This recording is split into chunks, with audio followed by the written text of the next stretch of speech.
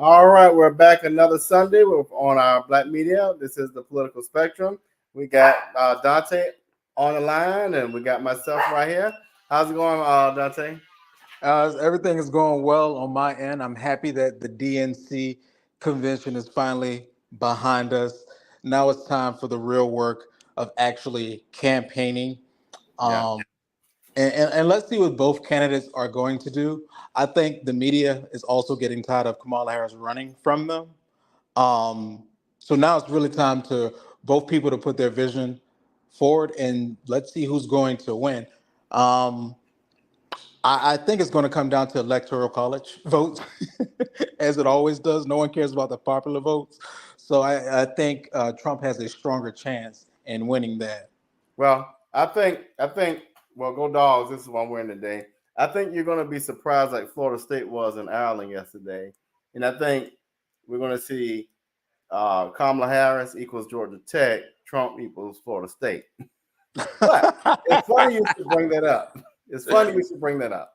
Let's just compare, just for ish and giggles. Let's just play this really quick. Just let the viewers see the different energy levels. Hold tight. Here we go.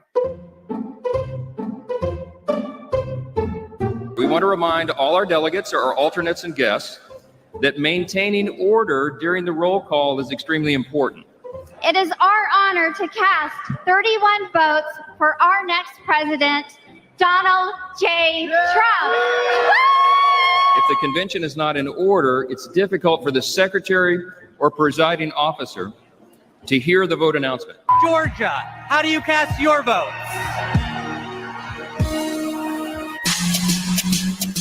Yeah! Ladies and gentlemen, we are here tonight to officially nominate Kamala Harris for president. Fire, get loud, another round of shots. DNC, turn out for what?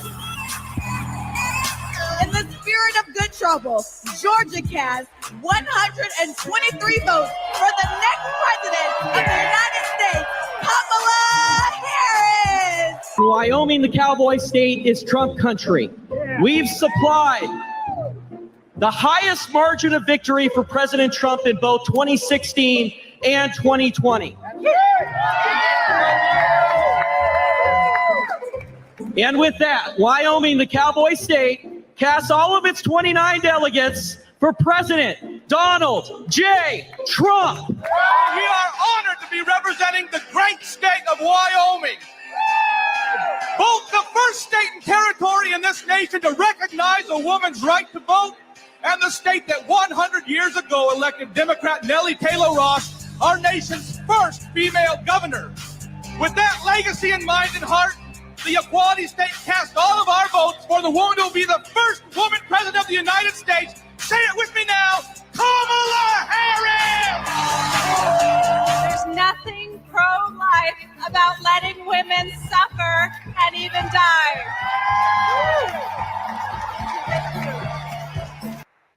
So I mean, now the young people say the vibe. The vibe was just very different. I'll just say the vibe was different. And I will offer this much here. At first, and I was all about the women's whole abortion piece and with the election, but it's showing up in a very different way.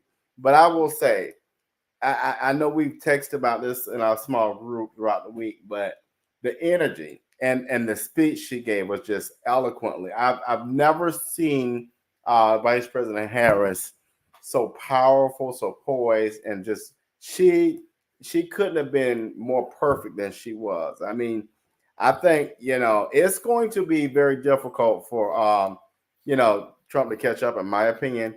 As a matter of fact, I want to get your opinion on that, but I also want to play the awkward moment when JD Vance goes into the donut shop and act like a 2-year-old kid. But I'm going to let you kind of comment real quick. So I'll say this.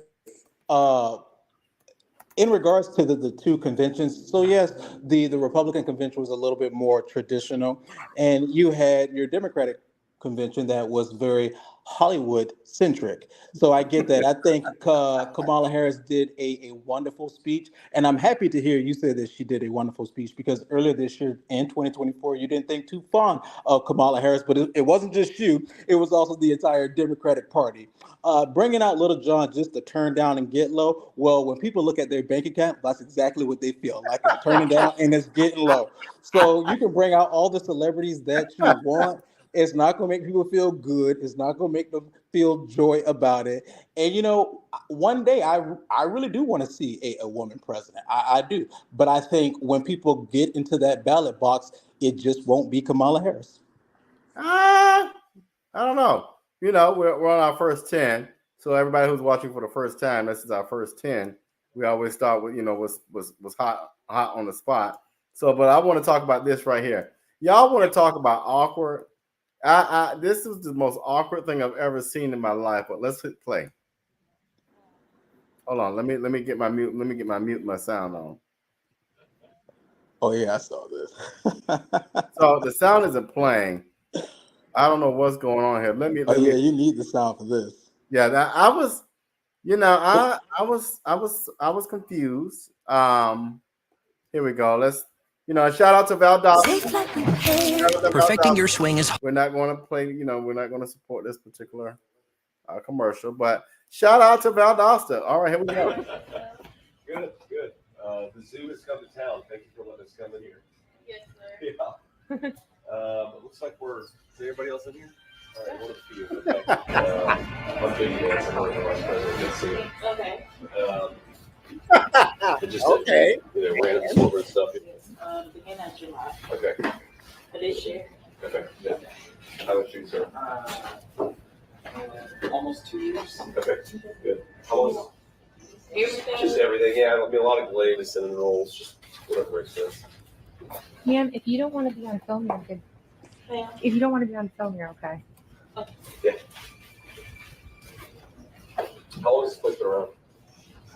About 4 years. About 4 years? Okay. How long have you been here? A little over 6 months. Okay, good. The place, I didn't know if it had been here for 20 years or 4 years or, you know, you never know. Sometimes you drop in. This is a whole story. That was painful. Well, It really was. What's going on? I mean, that is the definition of waste of money. Why did you even send him? I just want to know why the campaign even sent him to that donut shop. Like, for real, what was the end goal besides making him look like a fool, which he did accomplish?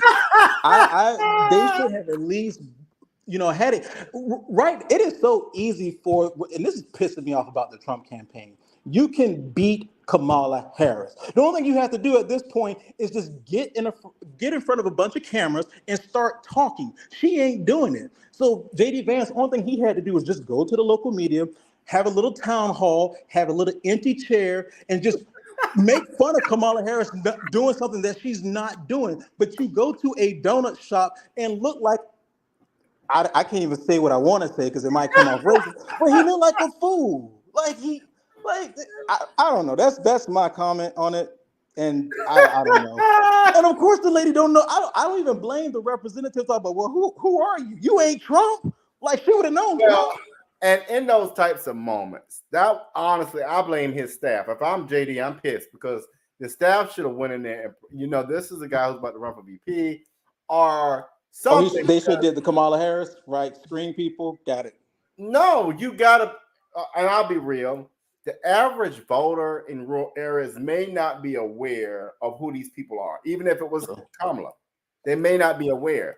You know what I'm saying? Barack Obama might walk in. Somebody may not. Everybody's not tuned in to the news or to political things. And so, you know, you just want to prep people to say, hey, you know who's coming in. You see all these people around. They may have been startled, like, are we about to get raided? You just don't know what people's minds are. I mean, you know what I'm saying? But yeah, I would have been blown. I was like, bro, for real, y'all. I just had me going down on the donuts. I didn't know how many donuts to order. These people trumping me, and then they don't want to be on camera. Y'all make sure she ain't on camera. Like, I would have been so cool. Listen, you know, now that I think about it, you are absolutely right, because Brunswick ain't nothing but a skipping away from Valdosta. And some of them black people see people coming there with guns, stuff like, hold on, what's going on? What's going on here? Right? There's a All lot right, of y'all, white we people with guns. gotta- what the hell going on? All right. We're gonna go see a few messages, and we'll be right back. Oh, I mean, my friend, your Savannah homeboy, Clarence Thomas, made sure that I don't go to prison. So Julius is in there talking to Trump. Ooh, I'm telling.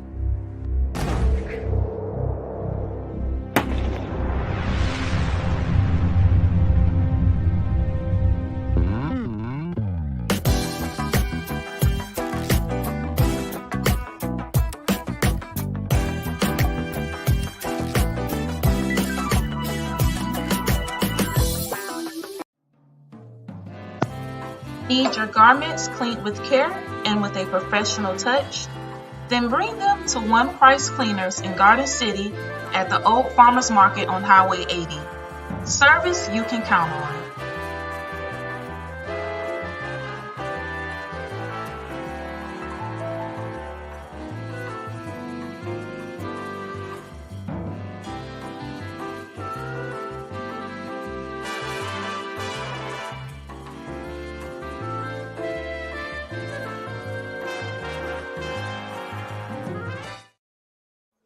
All right, we're back. And so, before we get into this whole educational piece, this week we'll talk about the different branches of government.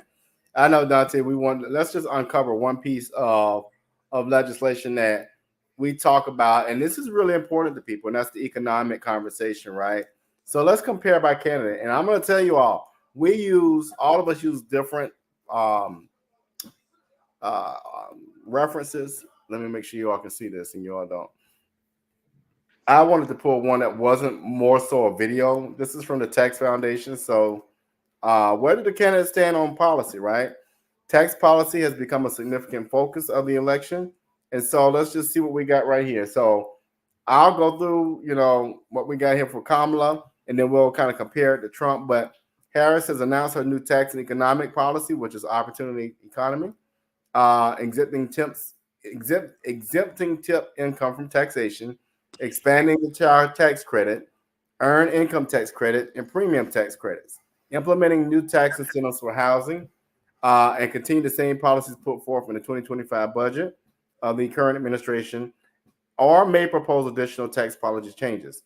Ultimately, as we saw at the convention, her conversation is around building out and building a stronger middle class, which means less taxes on the middle class and more taxes on those of us who earn a certain level of amount. So basically, you're millionaires, you're 1% of people who are extremely wealthy.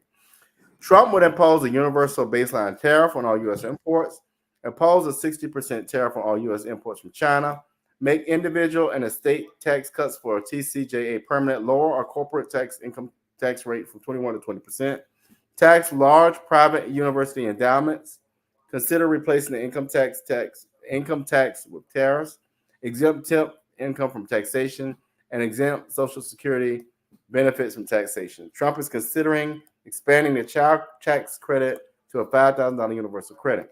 The biggest thing that my personal takeaway with this one is Trump will tax more on the middle class and less on corporate, which I have an issue with. I believe that corporations and the wealthy should see more taxation. That's just my opinion.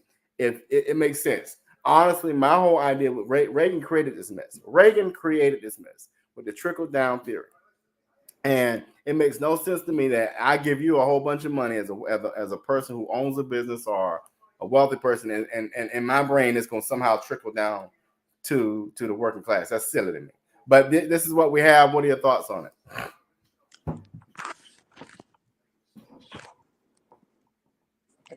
So one thing, I'll start with the child tax credit. That's something that Trump had already done in his last administration. I think that doesn't get talked about as much. We can say the amount was low, but that's something that he has already done, which is why he is now talking about increasing it to the 5,000 that you did see. When it comes to Trump's tax plan, I think people should take the time to actually go read his tax plan. It is correct to say that the top 1% did get a tax cut. That is absolutely correct. Trump tax plan actually created a 7-tier system of earners, from your top earners all the way down to your 1%, pretty much. And I mean 1% at the bottom. Right. So tier 6 and 1 did not get a tax cut. 7, 5, 4, 3, and 2 did get a tax cut. And if you fell within the lines between, I think it was 11,000 something to $47,000, guess what? Trump cut your taxes. So there is a fair debate to say, the top 1% did get a tax cut, but a lot of people did get a tax cut, which is why the economy was doing good under Trump. We can talk about the tariffs. I think that's a fair argument to have, but people need to understand the reason why he's having this argument. And we have to have a strong man mentality or a strong woman mentality if Kamala Harris does win the presidency. We need to have a very strong mentality when dealing with China. They have been taking advantage of us for a very long time. And the only way that they respond to strength, not weakness, which is what they're doing right now when it comes to Joe Biden. They have jets flying over Alaska, almost shooting the middle finger at us. So, I mean, there's a fair debate when we talk about Trump's plan of tariffs. I think that's fair, but we need to figure out something to do, and the tariffs was working. On the back end, it also was hurting people at the grocery stores and products that they buy. So again, that's a fair conversation too. All in all, we can sit here and talk about these plans and do our research, but I mean, people, you actually lived through this yourself. This is not 20 or 50 years ago. We're comparing 4 years of Trump's presidency versus what you're currently living in right now. And you can literally ask yourself, how was you feeling 4 years ago versus right now? Take the man out of it, because that's what the media and everybody want to focus on.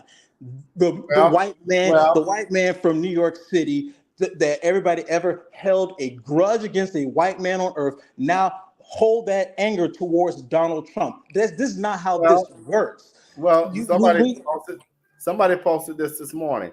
When people ask if we are better off today than 4 years ago, I remind them that 4 years ago we were using freezer trucks as morgues. I'm just saying. I'm just saying. I don't have anything to say to that, but that is fair. That is a fair conversation. I'm someone who will always critique Trump and Biden when it comes to COVID, because both presidents did handle COVID. They did. So I think Trump has some fair critique to go around. And I also think instead of us trying to attack Trump at the top, which is fair, we also need to attack some of these local governors who are doing their own things as well. Because, Florida, Georgia, and Texas, notice, they kept their state open and was booming and doing well.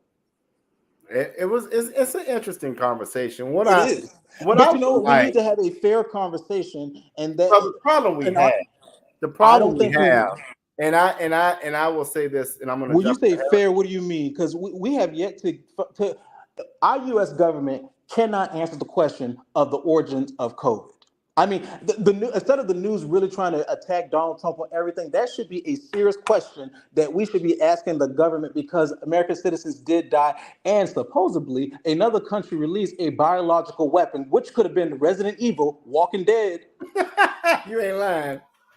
But but for some strange reason, we all worried about Donald Trump having sex with Stormy Daniels or Johnny Depp marriage with that other lady, Amber Heard. We focused on that stupid stuff, but we're not focused on, did China really release a weapon on this earth?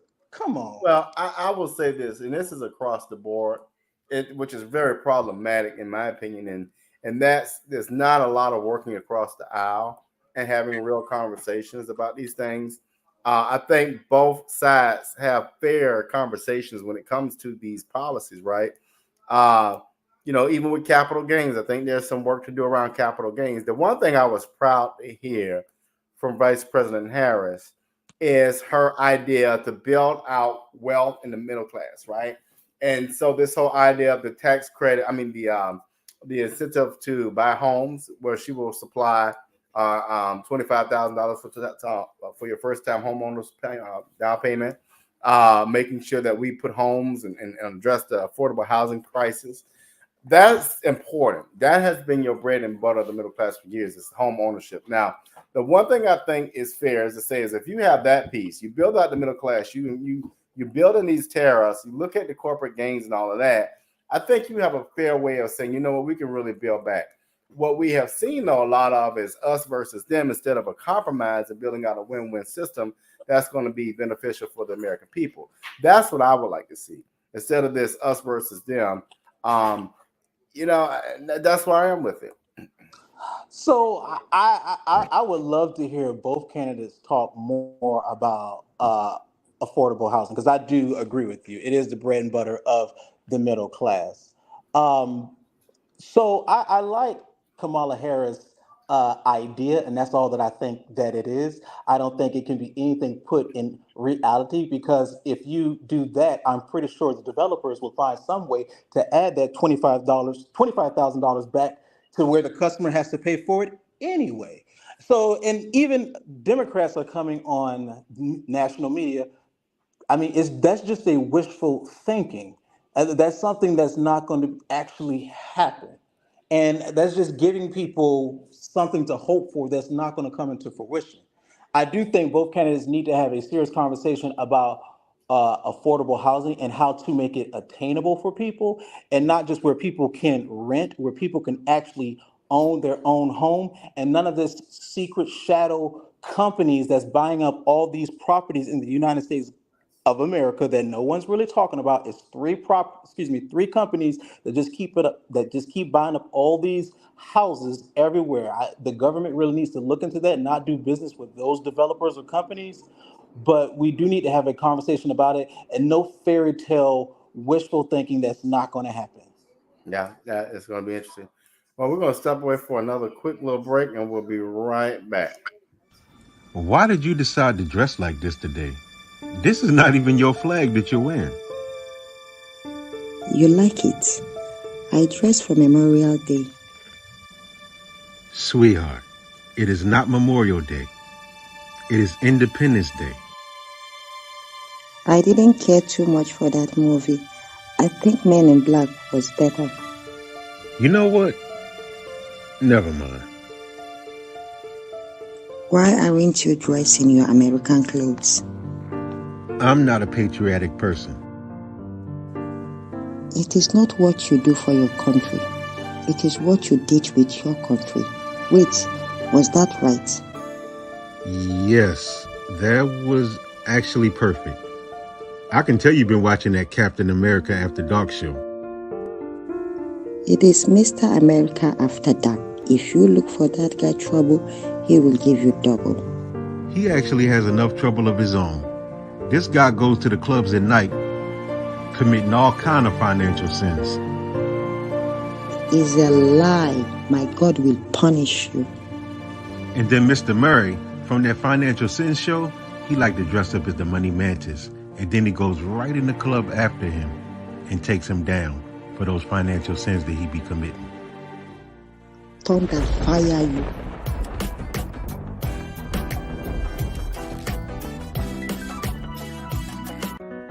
I'm Patty Hewitt, and I'm worried about our future. Last one? I think about my grandkids and the belief that they deserve every opportunity. And what you deserve, what Coastal Georgia deserves, is someone who cares more about their community than about corporate profits and big pharma. I'll see you later. All right, thank you. Small business owners and hardworking Georgians are the heart of our community. Have a good day. Not CEOs, not lobbyists, not shareholders, but who's taking care of them? It's time to ask yourself, what do you want from your government? This is our year to stand up against what we know is wrong. No more DC politicians invading our home life. No more racism that kills dreams and spreads violence. And no more corporate greed at the expense of workers' rights and our environment. So what would be the most meaningful help to you? I've spent the last 8 years working behind the scenes, mobilizing our communities for positive change. And while that is really important work, I can't stand by and allow the same tired politicians to run this country, the same ones who've neglected the real needs of Georgians. I'm ready to take our seat in Congress so I can fight for you and your families. I vote for you. Thank you, my darling. I love you. This isn't about party lines. This is about voting for a better future for more Georgians. Enough is enough.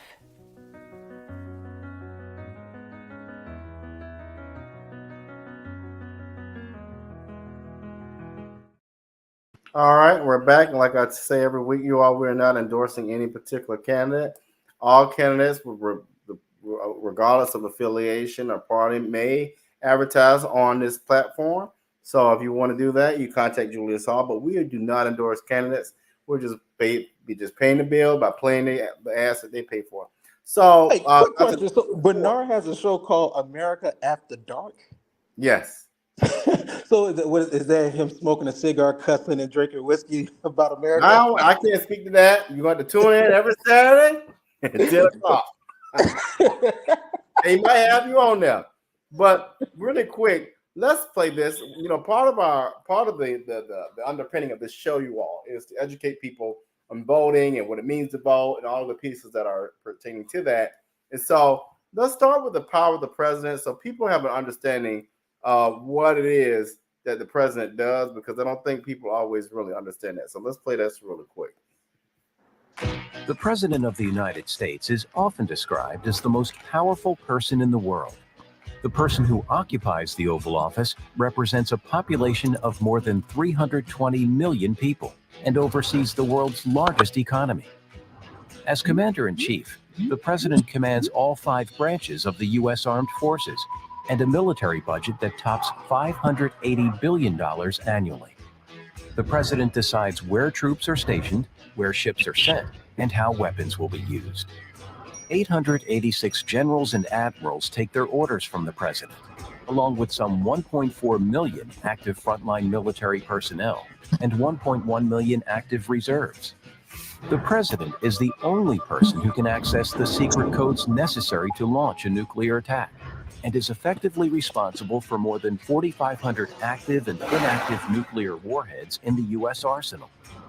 The U.S. gives nearly $50 billion in foreign aid to more than 180 countries around the world. That's the president's job as well. The U.S. has collective defense agreements with 54 nations and legally conducts surveillance in 193 countries. The president has the power to veto laws passed by Congress and can pardon anyone of any federal crime, except impeachment. The president can designate land for national monuments and parks and appoints cabinet members, diplomats, and federal judges, all the way up to the Supreme Court. You might think the president's job is the most important job in the world, but it's not. The most important job is deciding who holds all that power. The most important job is yours. Make history. Vote. I don't think they mentioned this, but the president has so many other authorities and powers. One of those is selecting Supreme Court justices. But the one power I will say that I think George Bush demonstrated in our lifetime is the ability to formulate and create agencies, federal agencies such as Homeland Security, which was under GW. And so the one thing I do have a concern about, and I understand, and I struggle with, Trump did speak on this, was the elimination of the Department of Education, which I'm 50-50 on that one. What's your thoughts on that? So a couple of things. That video, I think that video was very informative. There's actually 6 branches, not 5. Trump did add the Space Force. That's right, the Space Force. That's right. Can't forget about that. I do agree with you, George Bush, Homeland Security. I'm not a big fan of big government. I think that was a little bit overreaching, but of course they used the war as an end to that means. When it comes to, I'm sorry, what was the question you asked me about? So, I think another conversation now that Trump has talked about with the elimination of education.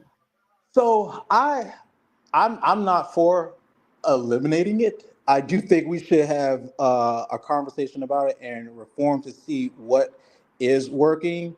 I'm not somebody who say we should throw money at the problem, but we do need to have a conversation and talk about reform. I think just automatically gutting it that's a knee-jerk reaction, and we're not thinking about poor people who might be really affected by that.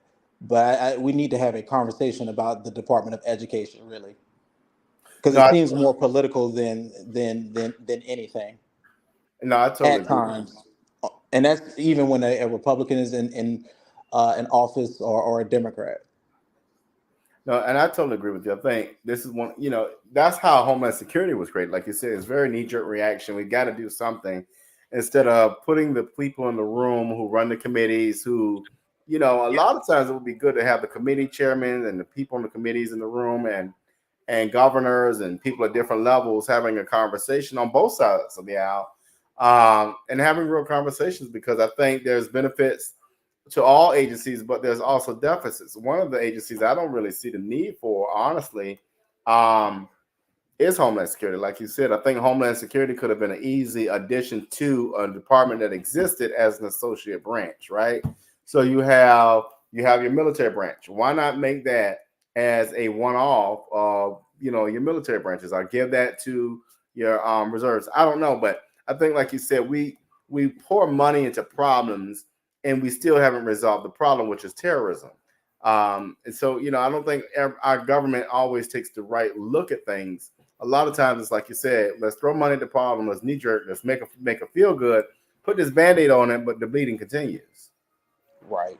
Yeah. So, and hopefully we will have a president that, and I'm not even talking about the two that's running for president right now. I'm just talking about someone in the near future that will have a conversation with the American people and really say, we're going to have to cut a lot of things across the line within our budget. And guess what? Military is going to have to be one of them. Some of the social program is going to have to be one of them. Education is going to have to be one of them, because we're going to have to really talk about our deficit. That is a serious conversation that we're going to have. And if we keep trying to kick this down the curve, we won't have a country after a while. Oh, yeah. Well, we see all of the land and the real estate is being bought by different countries. And somewhere was right where China bought up some. I was like, what the hell? What? Like, what boggles my mind is the fact that they can do that. And our government is really allowing them to do that. And even some Republican governors are allowing them to just up and buy and do that. I wish that, China would allow us to do so much of the things that they do over there. Right. Well, Dante Clinton has hopped on. How you doing, Clinton? Never forgotten. That's fine. We're going to step away for a quick break, and when we come back, we're going to talk about the branches of government. We just got through talking about the powers of the presidency and different agencies and the agencies that are crazy and all that. But before we go to the break, we'll do that. We were talking about how GW brought on the Homeland Security conversation. He brought on that division. Trump brought on the Space Force. And now Trump is speaking on eliminating the Department of Education. And I think Dante and I both are like, we're 50-50 on it. We really don't know how you feel about it. But what are your thoughts on that, on the whole elimination of the Department of Education? Get rid of it. It hasn't even remotely fulfilled its mandate or mission statement. Not only that, I think we need to set up educational systems statewide that compete with one another, like we do in sports. And the only people that will benefit from that will be the students. And I think teachers should act like, professional athletes. You give a contract based upon your performance. We don't care about your seniority. We don't care about your reputation. And if you're discovered to be cheating on the test scores to make your performance look better, you're out, just like in sports. I think we need to make it more competitive and set it up very similar to how we have sports in America. And the only people that will benefit from that type of competition will be the students. Mhm, mhm. And they need it. And we need to stop, how can I say, we need to start offering tutoring to those who are struggling rather than a grade they didn't earn. I know E and F is devastating. I know failing in any capacity is devastating. But when you lower test scores or you make the test easy, you're only hurting that person in the long run. Offer them tutoring and give incentives for teachers to deliver free tutoring when school is over, just like we do in sports. Incentives on their contract, and their contract should be based upon how well they perform. We'll get into this later. No, and you made me think about something, and I totally agree with this part here in that I lost my train of thought, but right now I think standardized testing, that's where it was. I can't stand standardized testing. I think the SAT, the ACT, all of that is a bunch of garbage. Yeah. It doesn't measure anything. And honestly, I've heard of and seen, students who cannot pass the standardized test but are brilliant. Well, I hate those things. We need to learn to change the method of instruction when we educate these new teachers. We need to teach them the standardized format, but then make it apply. Look, this doesn't work for everyone. You need to learn to adapt and to change your method and instruction and testing based upon those students that fit outside the lines. This is how they used to do it. Now, this is how you're going to do it now. You need to learn to adapt. When you find people that don't perform well in a standardized testing format, you design a form of examination that fits them, that can ascertain what they absorb and what they haven't outside the normal parameters. We keep thinking one size fits all. No, I'm sorry, that's not the way life works. Yeah, I agree. That's true. That's true. All right, you all, we're going to take a quick step away and we'll be right back. Hey there. Are you ready to amplify your voice and embrace your passion? Tune in to Our Black Media Network, where community comes first and every story matters. We're here 24/7, delivering powerful content on everything from financial literacy to the latest in sports and mental health. We are unapologetically real, reflecting the heartbeat of our community with programs that inspire, empower, and drive change. Join us on all major media platforms to celebrate our unique voices and advocate for the change we want to see. With over 50K monthly viewers, our network is your go-to destination for authentic, engaging content. Be a part of the movement. Be a part of the change. Tune in to Our Black Media Network today and let your voice be heard.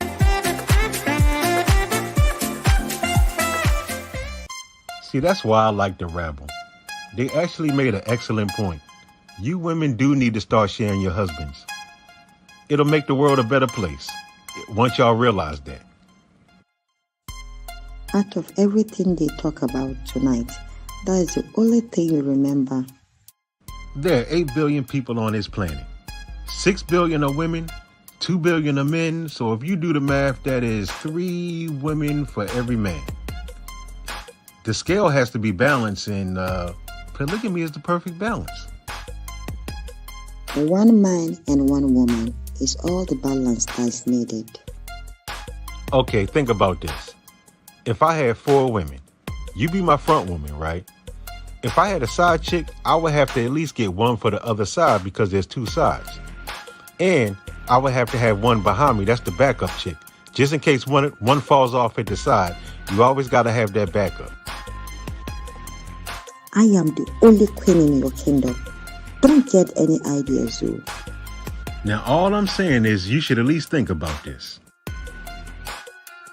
My God will judge you. Fine. One woman is all that's needed. But if you're going to keep doing this, we ain't going to be watching the Rebel together no more.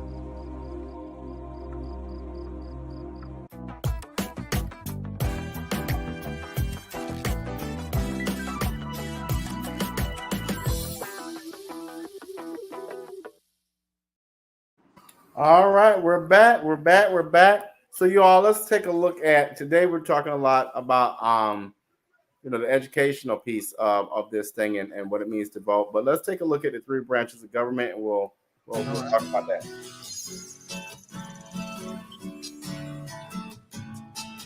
Did you know there was a time in our colonial history when we didn't have a president?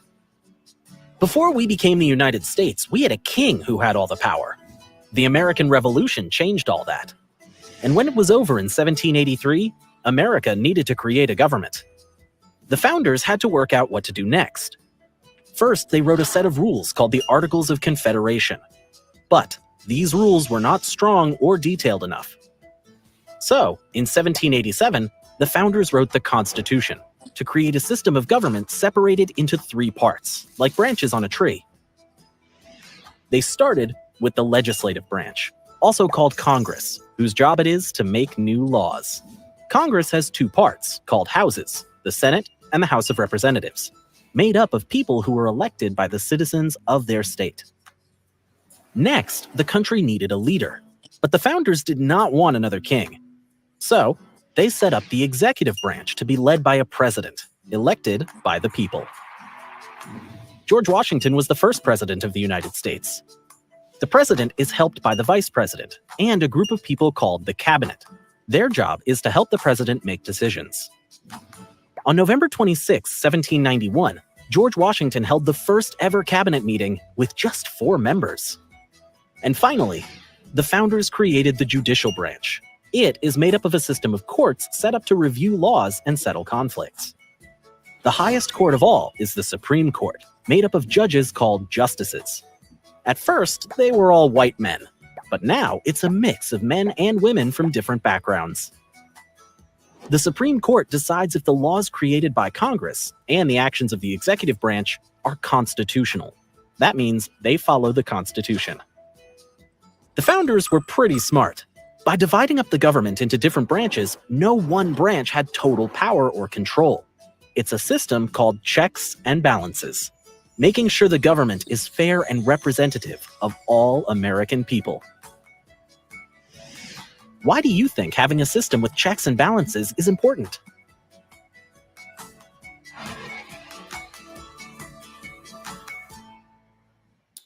All right, and before we get into the conversation, you all, that kind of gave us, and this goes back to what I was thinking about a couple weeks ago when Dante said, if Trump is elected, he doesn't get we have safeguards. So this is going to talk about, okay, so we got the 3 branches of government.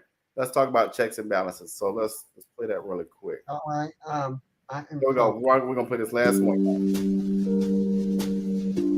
The United States uses what is called checks and balances in its government. Checks and balances means that not one person or institution in the federal government of the United States holds all the power. Instead, the power is shared by 3 branches of government, known as the legislative branch, the executive branch, and the judicial branch. The system of checks and balances was created because the founders had fears that a national government with too much power would turn into a tyrannical one. The legislative branch, also known as Congress, consists of both the House and the Senate. The House is comprised of 435 members, while the Senate is comprised of 2 members per state, therefore giving a total of 100 members. The main job of Congress is to make America's laws. In order for Congress to pass a law, both the House and the Senate have to vote in favor of the bill. However, in order for the bill to officially become a law, the president must then sign it into law. The executive branch consists of the President of the United States along with the Vice President and executive departments. The President's job is to make sure laws are carried out and enforced as well as being the Commander-in-Chief of the United States. The judicial branch consists of the Supreme Court, which is comprised of 9 members. Their job is to interpret laws passed by Congress according to the Constitution.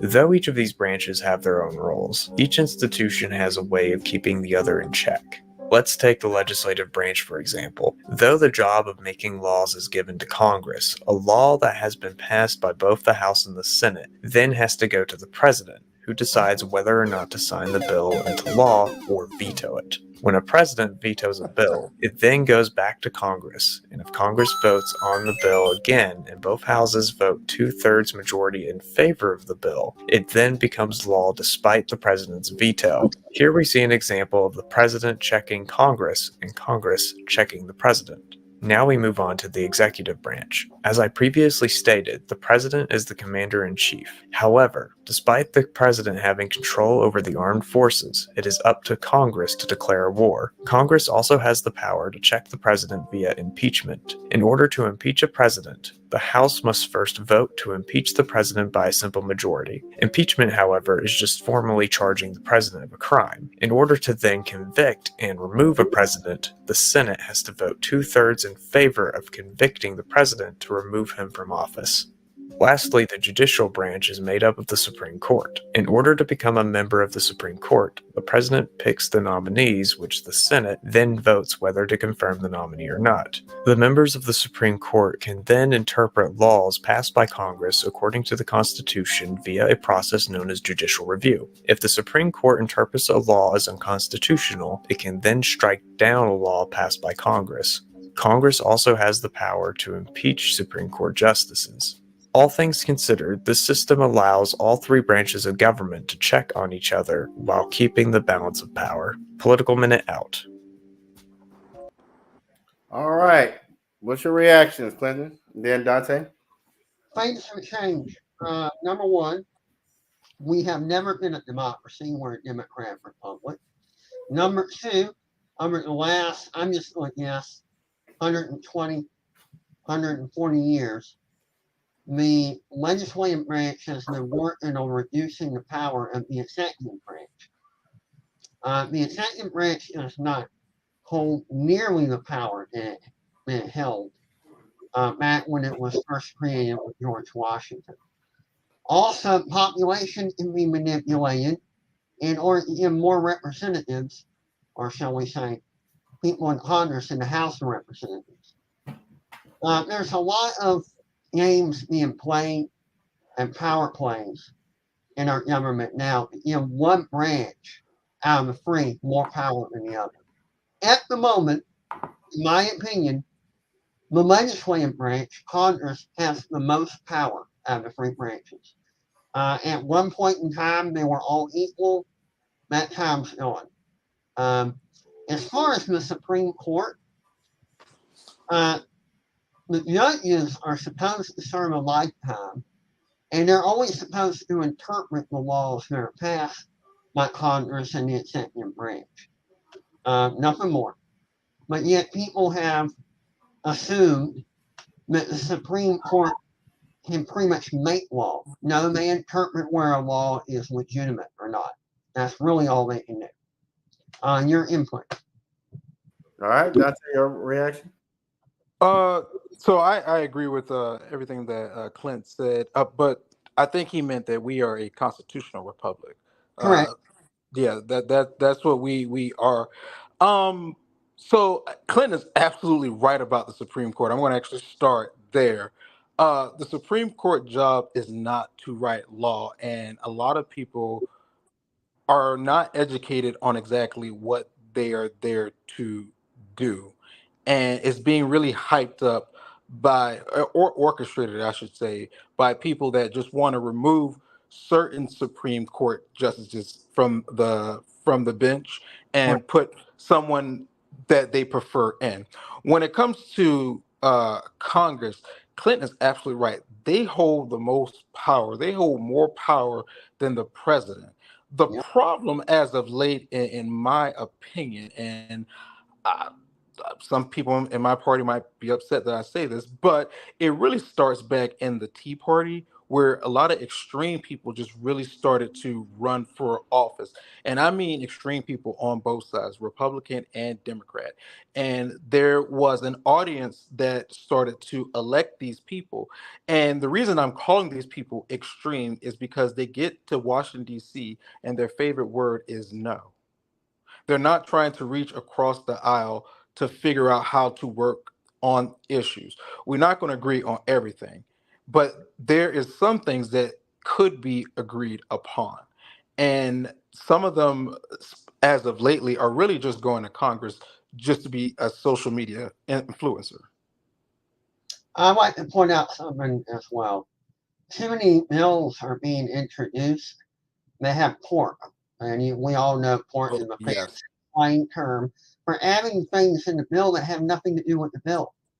because they know they can't get those things passed legitimately. Right. So they throw them in a bill that has nothing to do with that subject matter. And then when the bill doesn't pass, they go, oh, they didn't pass this bill because of this and that. No, they didn't pass it because you included irrelevant stuff in it that had nothing to do with the topic. That's why it didn't pass.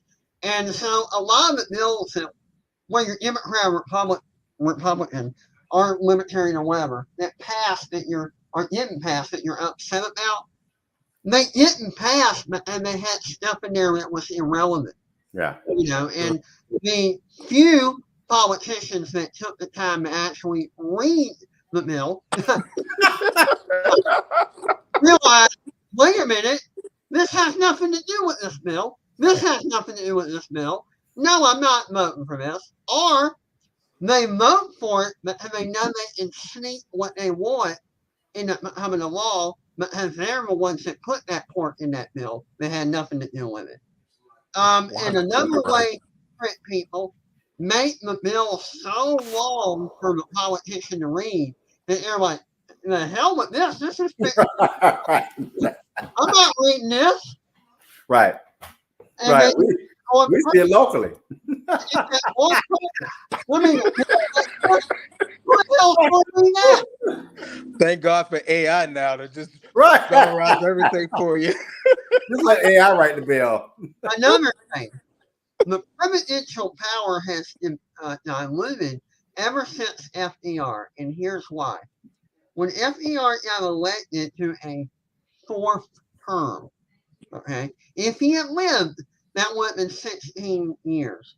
People became afraid in Congress that he would have more power than them.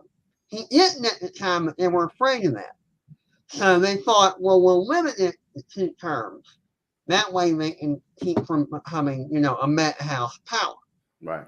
I'm against that because Congress doesn't have to agree with the president. I don't care how long they've been in power. I don't care how many terms they've served.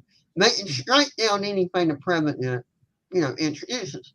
This was just a way to dwindle the power of the executive branch. Yeah. So it wouldn't be an obstruction to the legislative branch, and they can have the most power.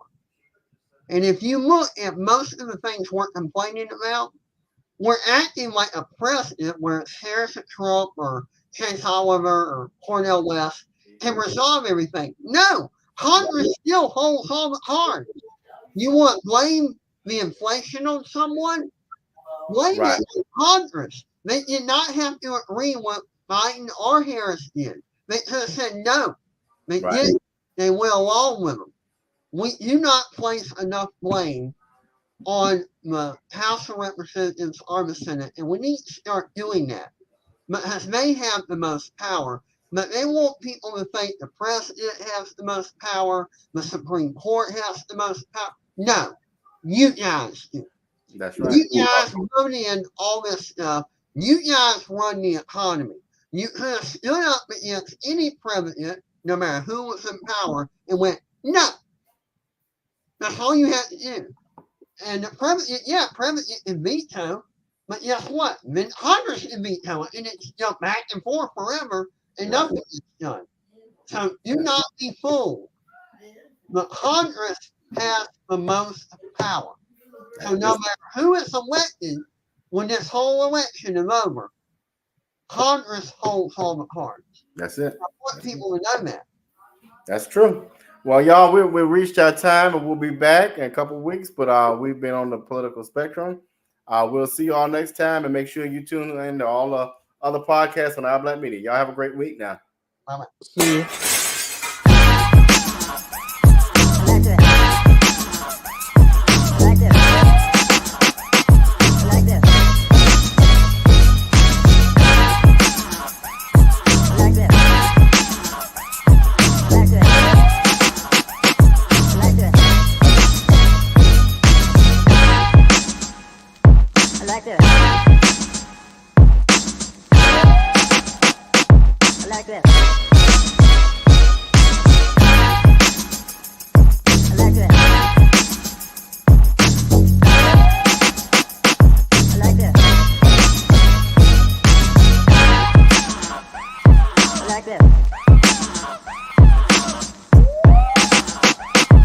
back to that.